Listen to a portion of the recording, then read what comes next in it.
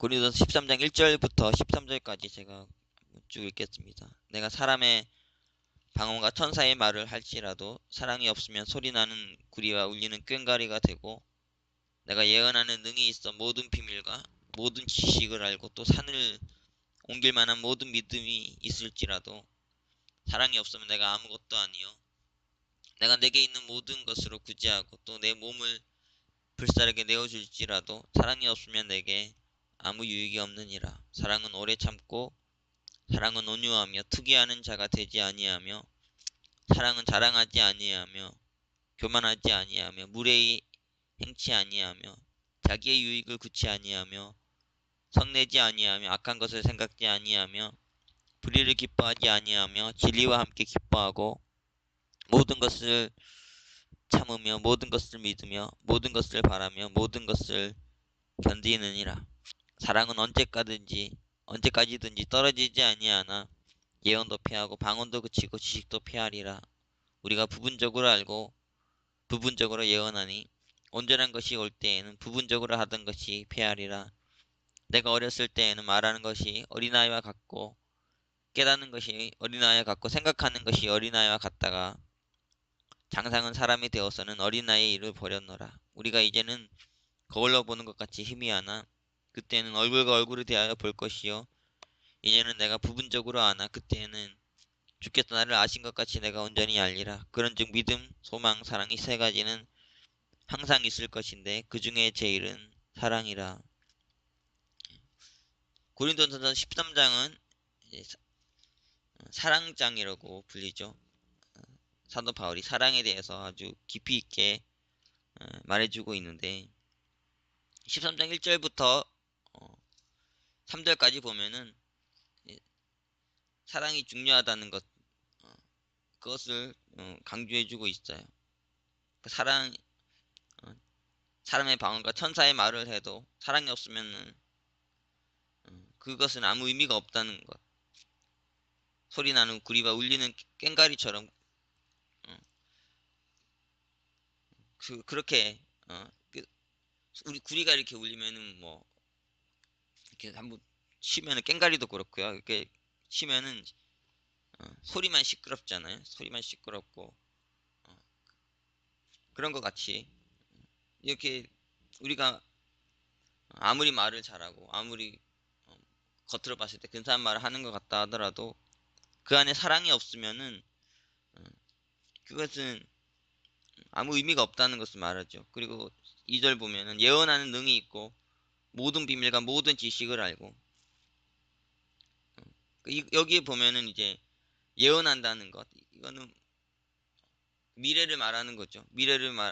보고 또 어, 모든 비밀과 모든 지식을 다 있어도 사랑이 없으면은 그런 것들이 아무 의미가 없다는 거예요. 뭐 미래를 알든지 머리가 얼마나 똑똑하든 지식이 많든지 또 많은 비밀을 알고 있든지 그 사랑이 없으면은 의미가 없고, 또 산을 옮길 만한 믿음이 있을지라도 사랑이 없으면 내가 아무것도 아니요, 믿음이 대단해서 그 믿음을 통해 산을 옮기는 이런 역사를 일으켜도 사랑이 없으면 아무것도 아니라는 거죠.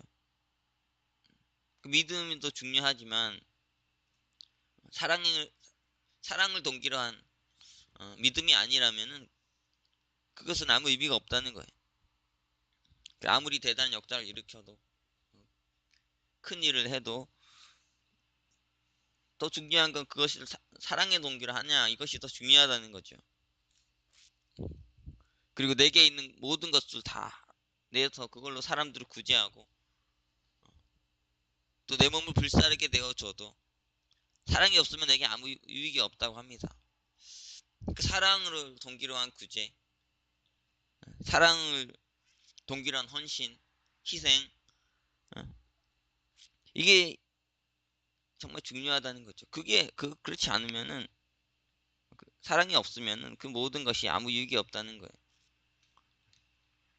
저는 LA에서 사역을 목회를 하지만 어, 지금 한국이나 세계 어디 가도 참 그렇긴 하겠지만요. LA에서 참 유별나게 느끼는 건 어떤 거냐면은 지금 여기는 참 어렵고 힘든 분들이 너무 많이 사시는 거예요. 너무 많이 사셔서 끝없이 이렇게 어, 교회에게 도움을 요구하고 교회에게 어떤 돈을 요구한다든지 뭐 섬김을 요구한다든지 봉사를 요구한다든지 그런 일들이 정말 많이 있거든요. 저희 교회에서도 어, 지금 제가 여기서 1년도 안 했는데 목회한 지 이 짧은 기간에도 저희 교회도 큰 교회 아니잖아요. 조그만 교회인데도 이런 교회 와서도 정말 뭐 별별 도움을 다 요구하는 거예요. 어제 어제는 어떤 일이 있었냐면 어제가 아니죠. 수요일 예배를 드리고 있는데 갑자기 한 할머니가 그 집에서 쫓겨났다면서 차에다가 짐을 다 실어가지고 교회로 오신 거예요. 그 집세를 잘 못 내셔가지고 쫓겨난 거죠. 쫓겨났는데 갈 데가 없으니까 그냥 교회로 그냥 찾아오신 거예요. 그래서 이 참 애매하고 어려운 상황이 연출됐죠. 그때 교회에서라도 재워주면 좋지만 교회가 저희 교회도 아니고 교회 주임 목사님이 계시잖아요. 주인 할아버지 계신데 막 쫓아내시는 거예요. 여기 못 잔다고. 그래가지고 간밤에 뭐 난리가 났습니다. 난리 나고 어제도 하루 종일이지. 할머니 막 오늘도 그렇고 막 그 굳이 할 게 끝이 없어요. 사람들이 교회를 뭐 마땅히 구제해야 될 것으로 보고 막 그렇게 막 교회 찾아오니까 또 어떤 애냐면 또 안 도와줄 수도 없잖아요. 그렇게 어? 막 몸으로 막 밀고 들어오면은 안 도와줄 수도 없고요. 여러분이 뭐 사역하는 곳에서도 이런 일이 있을지 모르겠어요. 그래서 사랑의 동기로 구제를 해야 되고 사랑으로 헌신하고 사랑으로 자기를 희생하고 이렇게 해야 되는데 참 어떻게 보면 교회 체면 지킨다고 막 어쩔 수 없어가지고 뭐 울며 겨자 먹기로 이렇게 구제도 하고 헌신도 하고 희생도 하고 그렇게 할 수도 있는 것 같아요. 근데 그런 것들은 사도 바울의 말은 의미가 없다는 거죠. 그런 그렇게 다 해도 정말 사랑으로 하지 않으면은 아무것도 남는 게 없고 그에게도 남는 게 없고 나에게도 남는 게 없고요. 또 그것을 통해서 사람들이 받을 수 있는 메시지도 없고 참 그런 것 같아요.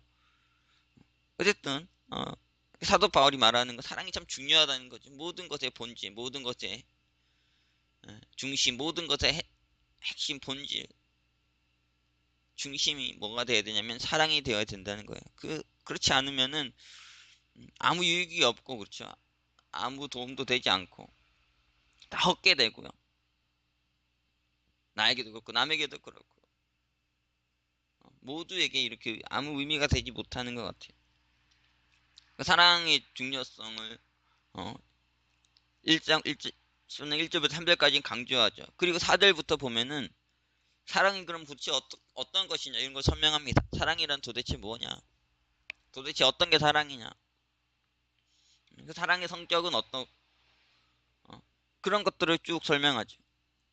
그 사랑은 오래 참고 사랑은 온유하며 투기하는 자가 되지 아니하며 사랑은 자랑하지 아니하며 교만하지 아니하며 무례히 행치 아니하며 자기의 유익을 구치 아니하며 성내지 아니하며 악한 것을 생각하지 아니하며 불의를 기뻐하지 아니하며 진리와 함께 기뻐하고 모든 것을 참으며 모든 것을 믿으며 모든 것을 바라며 모든 것을 견디느니라.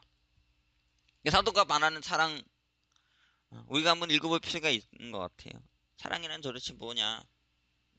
우리가 기독교 할 때 기독교는 사랑의 종교라고 하지 않습니까? 기독교는 사랑의 종교이고 하나님을 사랑의 하나님이라 그러고요. 그리고 주께서 우리에게 말씀하신 대계명 보면은 그 모든 십계명, 모든 율법의 가르침을 다 요약해 보면 사랑하라는 계명이라고 정리하셨죠. 그 사랑하라는 거예요. 하나님을 사랑하고 하나님을 사랑하고 그 예수께서 이 땅에 오셔서 세 계명을 우리에게 주셨는데 이 모든 계명을 율법을 모두 이룰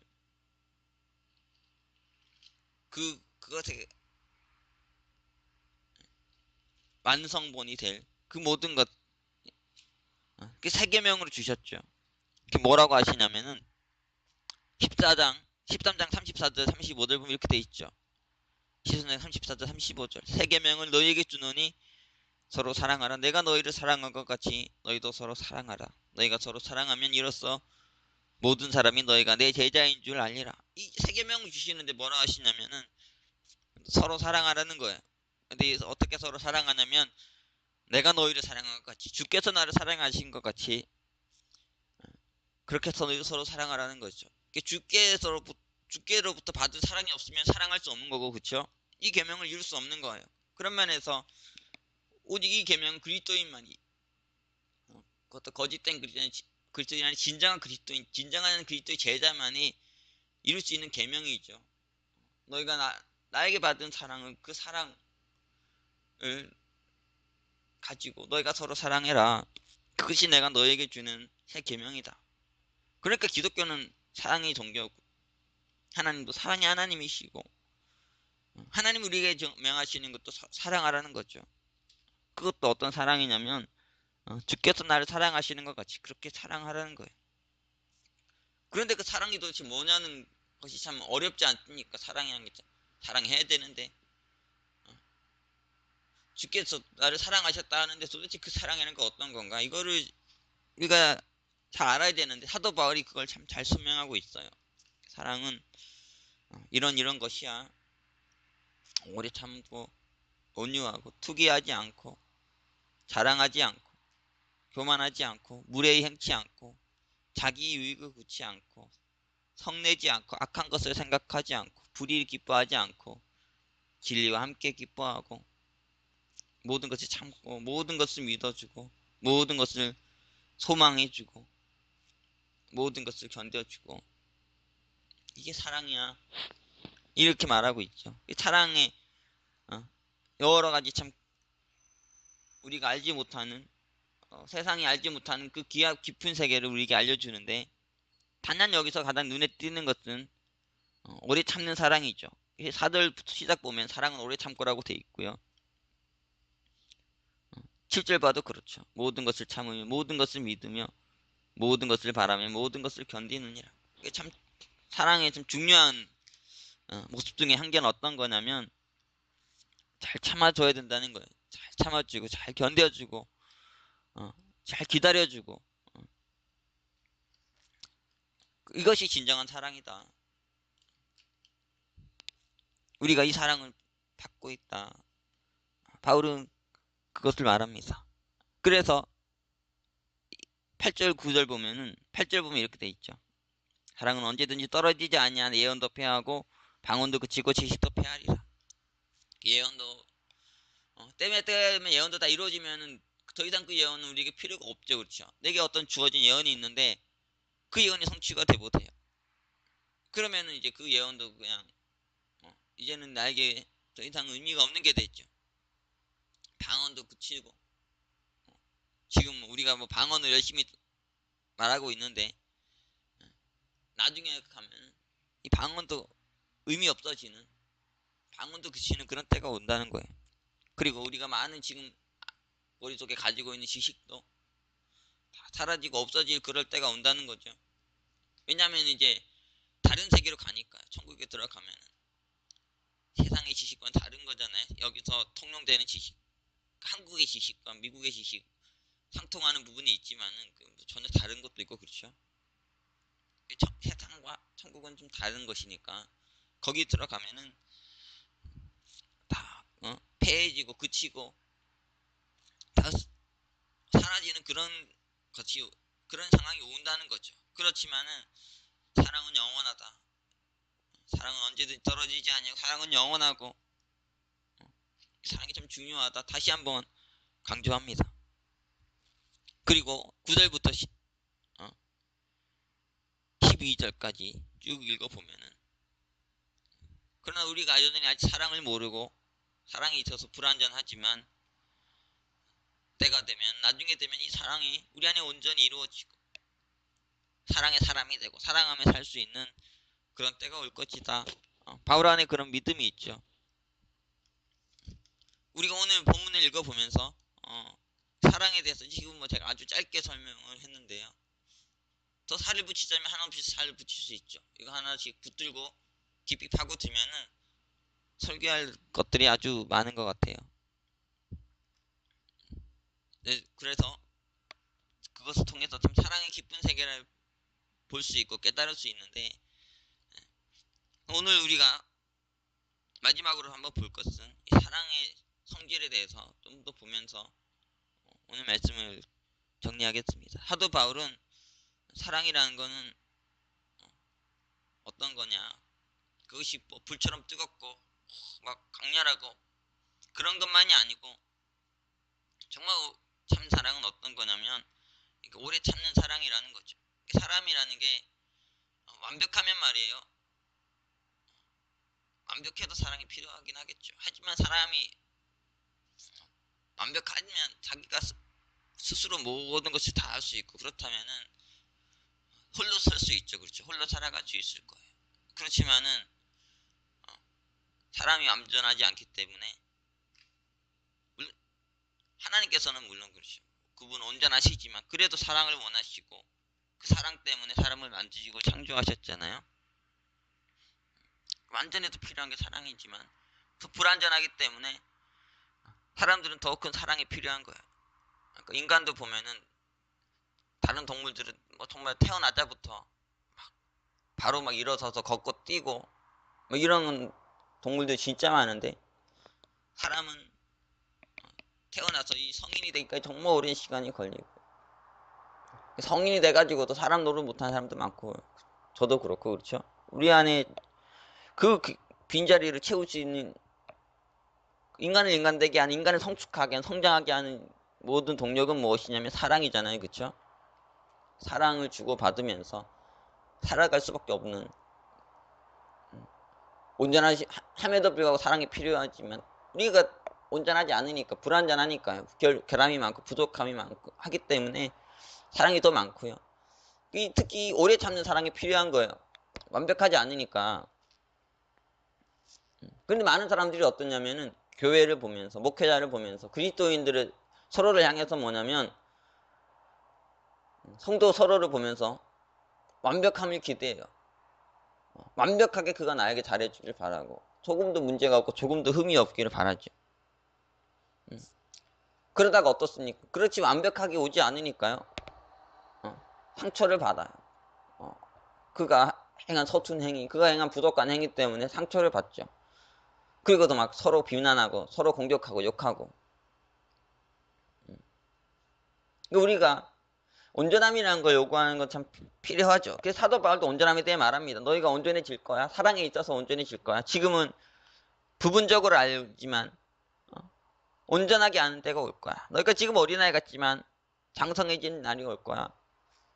지금은 거울로 보는 것 같이 희미하지만 이 거울은 옛날에 청동 거울 말하는 거잖아요. 청동으로 만들어서 오늘 같은 거울이 아니고 희미하게 보이지만은 나중에 너희가 얼굴과 얼굴을 맞대면 너무 뚜렷하게 보는 그때가 올 거야.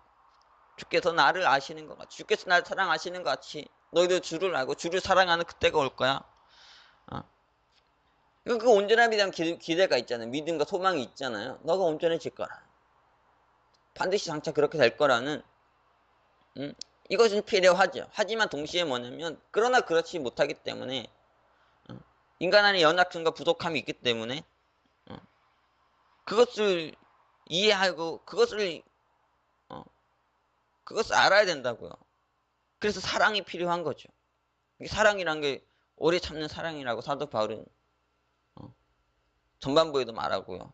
4장 4절에서도 말하고 4장 7절에서도 말하는데 그 오래 참는 사랑이라는 게 어떤 형식으로 나타납니까? 그냥 단순히 참아주는 그런 게 아니죠. 그 안에는 용서가 들어가 있고요. 그 죄를 져도 또 용서해주고 사도 베드로 보면은 막 형제가 죄를 막 여러 번 지으니까 견딜 수가 없어요. 몇 번까지 제가 견뎌야 됩니까? 예수님께서 7번씩 70번이라도 말해요. 용서하라고 하셨는데 끝없이 용서하면서 용서가 들어가 있는 거잖아요. 용서하면서 참아줘야 돼요. 죄를 범해도 또 용서해주고 더 용서해주고 그리고 대속하면서 그가 죄를 진 거를 용서할 뿐 아니라 그의 죄를 나의 죄로 여고 내가 대신 지면서 이렇게 가야 되는 거죠. 희생이죠. 그러니까 교회는 기독교인은 어떠냐면 완전함을 추구하는 축에서는 안 되고 그렇죠. 완전함이 필요하지만 그래도 온전하게 되는 하나님 영광에 이를 그거 하나를 기대해야 되지만 더 중요한 건 뭐냐면 그것보다 더 중요한 것 그것이 가능해진 원동력이기도 하고요. 그 뭐 영원한 그 붙들어야 되는데 그게 뭐냐면은 사랑이죠. 그것이 십자가예요. 그래서 교회의 상징성, 그리스도의 교회의 상징성은 기독교의 상징성은 완전함이 아니라고요. 완전함이 아니라 사랑이죠, 그렇죠? 십자가이죠. 부족함이 있고 연약함이 있지만은 그것 때문에 상처받는 게 아니고요. 오히려 그걸 완벽하지 않은 거 보면서 정죄하고 비판하고 공격하는 게 아니라 오히려 그 속에서 그렇게 믿음을 가지고 소망을 가지고 사랑을 가지고 그걸 바라고 대함으로 내가 사랑의 사람이 되어가고 또 그를 사랑을 줌으로 그를 사랑으로 만들어가는 사랑으로 세워가는 이런 것 이것이 진정한 교회가 교회될 모습이고 그리스도인이 그리스도인 되게 하는 그런 모습이라는 거예요. 우리가 초대교회 보면요. 초대교회는 가장 이상적인 교회로 우리가 꿈꾸고 있지 않습니까? 사도행전 2장 보면은 정말 아름다운 교회가 나타납니다. 성령의 역사로 성령의 강림으로 인해 가지고 초대교회 가운데 막 많은 영혼들이 구원받아서 공동체가 이루어지잖아요. 14장 2장 사도행전 2장 43절부터 47절까지 이게 이상적 교회 공동체다. 초대교회가 이랬다. 이걸 우리가 많이 말합니다. 이렇게 돼 있습니다. 사람마다 두려워하는데 사도들레나 기사와 표적이 많이 나타나니 믿는 사람이 다 함께 있어 모든 물건을 서로 통정하고 또 재산과 소유를 팔아 각 사람의 필요를 따라 나눠주고 날마다 마음을 같이하여 성전에 모이기를 힘쓰고 집에서 떡을 떼며 기쁨과 순전한 마음으로 음식을 먹고 하나님을 찬미하여 또 온 백성에게 칭송을 받으니 주께서 구원받는 사람을 날마다 더하게 하시니라. 예. 우리가 이 교회를 이상적인 교회를 여기지 않습니까? 완벽한 교회라고. 그러나 사실 사도행전 교회는 완벽한 교회가 아니었어요. 사도행전 교회는 문제 많은 교회였죠. 부족함이 있고 연약함이 많은 공동체였다고요. 우리가 그래서 5장 넘어가 보면은 어떤 일이 일어나냐면 아나니아 삽비라 사건이 터지잖아요. 이 초대교회 가운데 아나니아 삽비라 사건이 일어납니다. 그리고 이들이 심판받아서 죽임을 당하잖아요. 완벽한 교회 안에서 무슨 죽임이 있습니까? 이 교회에 보니까 아나니아 삽비라 사건이 일어나서 돈 때문에 말이죠. 사람들이 신앙이 잘못되고 그것 때문에 교회 공동체 위기가 오는 이런 문제가 있었습니다. 그리고 6장 넘어가면 어떠냐면은 굳이 아는 건 없고요. 헬라파와 히브리파가 싸워요. 당시에 유대파와 헬라파 제가 지난번에 설명 한번 해봤습니다. 유대파는 히브리파죠. 다른 말로 하면 히브리파, 팔레스틴파예요. 이들은 어떠냐면 그 어려움과 힘듦 속에서도 팔레스틴이 지켰던 사람들이고 설령 말이죠. 다른 곳으로 갔다 하더라도 그곳에서 민족적 정체성을 잃지 않은 히브리어, 아람어 뭐 이런 거 쓰면서 자기 신앙과 자기 민족적 정체성 안 잃어버리고 이렇게 버텼던 사람들이 유대파, 팔레스틴파, 그들이 히브리파를 할 수 있습니다. 그 헬라파는 누구냐면 이방으로 가가지고 비록 그들이 여전히 유대인이긴 하지만 언어는 막 헬라어 쓰고 거의 이방화가 많이 이루어진 그런 자들이 헬라파 갈등이 일어나잖아요. 굳이 하는 건 없고 이들이 왜 히브리파만 굳이 하냐 바브 굳이 하는 똑같이 해야 되는데 왜 그러냐 왜 헬라파 안 하냐 사실 누가 더 어렵습니까? 누구를 더 구제해야 돼요? 히브리파 사람들은 그래도 고국이 거기인데 헬라파 사람들만큼 힘들겠습니까? 안 그래요? 헬라파는 이방에 살다가 딴 곳에 살다가 들어왔는데 먼저 도와야 되는데 구제에 빠뜨렸다는 거예요. 이게 좀 그렇죠, 그렇죠. 여러분이 한번 생각해 보라고요. 이 좋은 모습이 아니에요. 오히려 헬라파를 먼저 구제하고 히브리파를 나중에 또 이런 거 편가르기도 웃기죠. 그렇죠. 무슨 구제가 그냥 어려운 사람 도와주는 건데 편가르서 도와줍니까? 힘든 사람 도와주는 거지. 근데 막 이런 거 놓고 막 싸워요. 그리고 또 예수님께서 초대교회에 주신 명령이 있습니다. 그거 뭐냐면 땅끝까지 가서 복음을 전하라는 거잖아요. 땅끝까지 가서 복음 전해야 되는데 뭐하고 있냐면 땅끝까지 가기는커녕 예루살렘에 갇혀가지고 안 움직여요. 답답하죠. 성령 받았다 그러는데 말이에요. 그리고 뭐 영혼 구원 받고 많은 영혼이 구원 받고 교회가 커지고요. 뭐 3천 명이 회개했다느니 뭐 날마다 더해졌다 그러는데 되게 은혜로운 교회 같은데 그렇죠.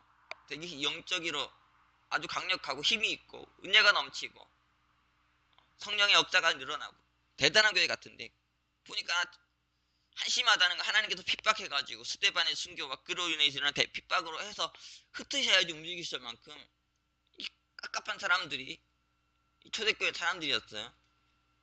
제가 초대교회 비판하고 있는데 완벽한 교회가 아니라는 거죠. 지금 제가 말하는 거는. 그리고 또 어떠냐면은 뒤에도 또 계속 넘어가 보면은 어떤 일이 일어나냐면 베드로가 나오죠. 베드로가 이방인 고넬료 그들을 전도하는데 계속해서 이방인 부정하다고 하면서 이 베드로 안에도 외식이 있어요. 갈라디아 지정 봐도 그 바울이 베드로의 외식을 지적하죠. 한 번은 이제 베드로가 그 바울 교회가 잘 되고 있다는 얘기를 듣고 갔던 거가 방문했던 것 같아요. 그래서 이제 아가페 밀이라고 함께 식탁 공동 식사를 하는 자리에서 이방인들과 함께 식사를 하고 있었어요. 안디옥 교회였던 것 같습니다. 바울이 찾아가서 그런데 그때 갑자기 야고보가 이렇게 예루살렘 교회가 사람을 보낸 거예요. 그래서 안디옥 교회가 혹시 뭐 어떤지 한번 보게 하는 이 교회가 좀 뭐 이상하진 않은지 잘 되고 있는지 뭐 이렇게 한번 시찰하려고 보낸 거겠죠. 이렇게 보냈어요. 거기서 그 베드로가 열심히 밥 먹고 있는데 야고보 사도가 사람을 보내니까 깜짝 놀라가지고 벌떡 일어나가지고 막 사람들하고 같이 안 먹었던 것 같이 해서 막 도망갔다는 거예요. 그 베드로의 외식을 지적합니다. 바울이 네가 어찌 그럴 수 있느냐? 네가 어찌 우리가 같이 밥 먹다가 우리 함께 교제하다가 위성적으로 말이야 갑자기 그 야고보 사도가 사람 보내니까 깜짝 놀라가지고 비겁하게 도망가고 베드로가 예수님한테 도망간 게 아니잖아요. 여기도 비겁해요, 그렇죠? 여전히 그 비겁성이 완전히 사라진 게 아니에요. 외식하고 말이죠. 이런 거 보면은 뭐 교회 지도자에게도 문제 많지 않습니까? 교회 안에도 문제가 많고요. 그리고 지금 우리 고린도전 13장 읽었는데 사랑의 장인데요. 이 말씀이 고린도 교회에게 주어진 거 아니겠습니까? 고린도 교회는 어떤 교회였냐? 정말 음행이 판을 치는 교회였어요. 교회 안에 음란한 사람들이 너무 많아서 늘 죄짓고 그 중에 어떤 정도까지냐면 아들이 아버지의 엄마가 아니죠. 아버지의 아내 그 친엄마는 아닌 것 같고 뭐 계모나 아니면은 이렇게 첩 같은 그런 사람인 것 같은데 거기를 취해가지고 아내에서 아이고 교회 그리스도인이라 그러는데 초대교회의 성도라 그러는데 바울의 교회 사람인데 말이죠. 고린도 교회 사람인데 이렇게 세상 이방인도 안 할 짓이라고 사도 바울이 표현하고 있어요. 이게 어디 있냐면은 실제 있습니다. 고린도 전서 한번 보세요. 고린도 전서 6장이에요. 5장 이렇게 있습니다. 너희 중에 5장 1절에 심지어 음행이 있다 함을 들으니 이런 음행은 이방인 중에라도 없는 것이라 누가 그 아비의 아내를 취하였다 하는도다. 여기 보면은 그렇게 돼 있지 않습니까? 결국은 웃기는 거죠. 그리스도인이라 하면서 말이죠. 교회 다닌다 하면서 거룩한 사랑을 해도 부족할 판에 아버지 아내를 취해가지고 결혼한다는 게 막 웃기냐고요. 무슨 세상에서 이런 일 안 일어나는데 교회 안에 이런 일이 일어났어요. 그리고 6장 보면은 6장 1절부터 이렇게 돼 있죠. 너희 중에 누가 다른 이로 더불어 일이 있는데 구태여 불의한 질 앞에서 송수하고 성도 앞에서 하지 아니하느냐. 이 교회 안에서 싸움이 일어나가지고 법정 시비가 붙은 거예요. 저랑 교회 안에 성도가 누구 싸웠는데 둘이서 그냥 싸우고 그냥 끝내고 해결하는 게 아니고 세상의 법정에 들어가가지고 거기서 소송하고 막. 그러니까 막 이런 사람들이니까요. 수많은 죄를 범하죠. 뭐 파당도 짓고 교회 안에 파가 만들어져가지고 끼리끼리 놀면서 싸우고 말이에요. 초대교회도 이렇게 문제 많았어요. 바울의 교회도 문제가 많았고요. 바울이 고린도서 교회만 문제가 많았으니까 다른 교회는 안 그랬나요? 다른 교회도 다 문제였죠. 그러니까 사도 바울이 서신을 써서 보낸 거 아니겠습니까? 요한계시록도 봐도 요한계시록 교회들 보면은 7교회에 대한 2장 3장 이렇게 쭉 보면 7개에 보내는 편지가 나오는데 그 중에 칭찬받은 교회는 빌라델비아 교회였어요. 그 하나 빼고 나머지는 다 비판받고 욕먹었잖아요. 그렇죠? 책망 같아요. 그러니까 그 정말 훌륭한 교회 많지 않았다는 거죠. 사람들이 그런데 환상이 있어요. 교회에 대해서, 목회자에 대해서, 성도들에 대해서, 그리스도에 대해서 너무 환상을 가진다고. 실제 보면 초대교회도 안 그랬는데 깊이 파고들면 그렇지 않아요? 근데 환상에 빠져 자기 혼자 착각에 빠져가지고 현실은 그렇지 않은데 완벽한 교회를 요구하고요. 완벽한 성도를 요구하고 완벽한 목회자를 요구하고 완벽함 그래가지고 싸우고 말이에요. 그래 갈등비 완벽함이 아니라 사랑을 추구해야 되는데 십자가를 추구해야 되는데 사랑을 알고 사랑을 배우고 사랑을 실천하고 이렇게 돼야 되는데요. 그렇지 않으니까 막 싸우는 거죠. 갈등이 일어나는 거예요. 이상과 현실의 괴리가 있습니다. 여러분 이거 알아야 돼요. 여러분 스스로를 봤을 때도 그렇고 다른 사람을 봤을 때도 교회를 봤을 때도 그렇고요. 우리가 이상을 잃어버리면 안 되죠. 이상을 잃어버리는 순간 우리는 끝이죠. 사도 바울 안에도 이상이 있습니다. 우리가 사랑에서 온전해지는 그 이상이 사라지지 않아요. 하지만은 동시에 뭐냐면 현실을 이해해야 되잖아요. 우리 안에 이상이 있고 우리 안에 꿈이 크지만 우리 안에 있는 현실이 여전히 부족하고 어렵다는 것도 이해해야 된다는 거예요. 이 괴리를 좁힐 수 있는 힘, 그리고 결국은 이상을 도달할 수 있는 유일한 힘의 원동력이 어디 있냐면 사랑에 있다는 거죠. 우리가 사랑을 가지고 사랑을 실천하며 사랑을 그래서 서로 사랑하며 사랑의 사람이 되어가는 이런 훈련한 이런 사람들이 되어야 됩니다. 그리고 정말 좋은 교회는 어떤 교회냐? 서로 간에 연약함과 부족함이 있지만 그것을 통해서 서로를 비난하고 공격하고 정죄하는 것이 아니라 서로 사랑을 주고받으며 사랑을 배우고 사랑을 실천하고 그렇게 그런 것이죠. 이것이 진정한 아름다움이고 진정한 거룩함이고요. 진정한 온전함이고 영원한 것이라고 사도 바울은 말하고 있습니다. 우리 오늘 말씀 한번 더 여러분 더 깊이 한번 묵상해 보시고요.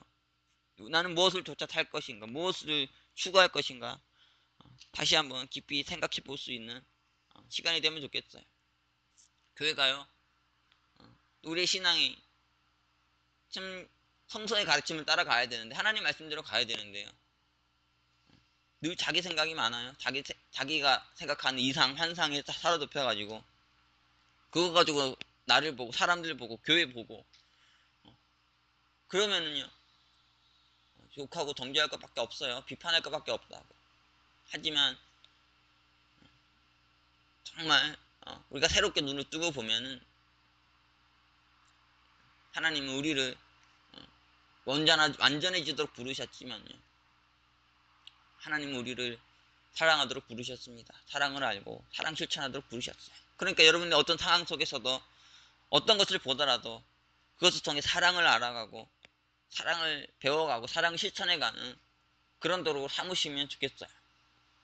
그렇다면 그 모든 것이 여러분이 새로운 의미로 다가올 것이고 또 여러분의 삶의 여러 모습과 자세 또한 달라지게 될 것입니다. 그래서 지금은 아주 작고 초라한 자들이지만 나중에는 정말 원수까지도 사랑할 수 있는 모든 자들을 사랑할 수 있는 그런 사랑의 사람들로 변화되는 저와 여러분이 되기를 기도합니다. 그러면 기도하겠습니다. 사랑의 주님 오늘 우리가 사도 바울이 전한 사랑의 아름다운 말씀을 들었습니다. 주님, 사랑이 없으면 아무것도 아닌데, 사랑이 없으면 너와 나에게 그 누구에게도 아무 유익도 되지 않는 것인데, 주님이 사랑이 이렇게 귀한 것인데, 또 주님 우리에게 사랑을 요구하시고 사랑의 사람이 되라, 사랑을 실천하라 하시는데, 주님 우리가 여전히 사랑을 모르고 우리가 여전히 사랑하지 못하며 살고 있습니다.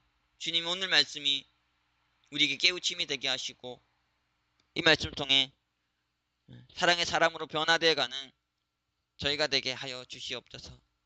주님 우리에게 사랑을 가르치소서. 주님 우리에게 사랑을 알게 하소서. 주님 우리가 사랑을 실천하게 하여 주시옵소서. 초대교회 우리가 늘 이상으로 꿈꾸고 우리가 늘 소망하는 교회지만 깊이 들여다보니 그들 안에도 문제가 많았습니다. 그들이 그렇게 이상적인 교회, 아름다운 교회, 성령께서 역사하시는 축복하시는 교회가 될 수 있었던 것은 그들이 완벽한 교회였기 때문이 아니라 그들이 사랑하는 교회였기 때문이었음을 우리가 알게 하소서. 그들이 서로를 믿어주고 소망해주고 사랑해주고 용서해주고 대속하고 희생했던 그런 교회였기에 그들은 진정한 교회였습니다.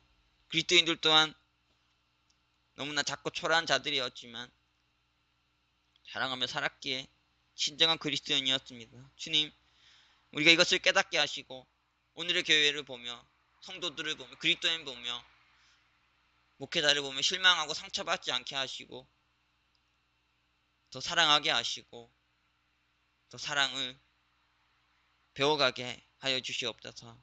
그래야 아름다운 사랑의 세계를 열어가는 저희에게 하여 주시옵소서. 주님 오늘 말씀이 우리에게 깊은 가르침이 되고 깨달음이 되기를 원하옵고 또 이 말씀대로 살아감으로 놀라운 영광을 주께 드리는 귀한 자들이 되기 원합니다. 귀한 말씀 주셔서 감사드리며 예수 그리스도 이름으로 기도합니다.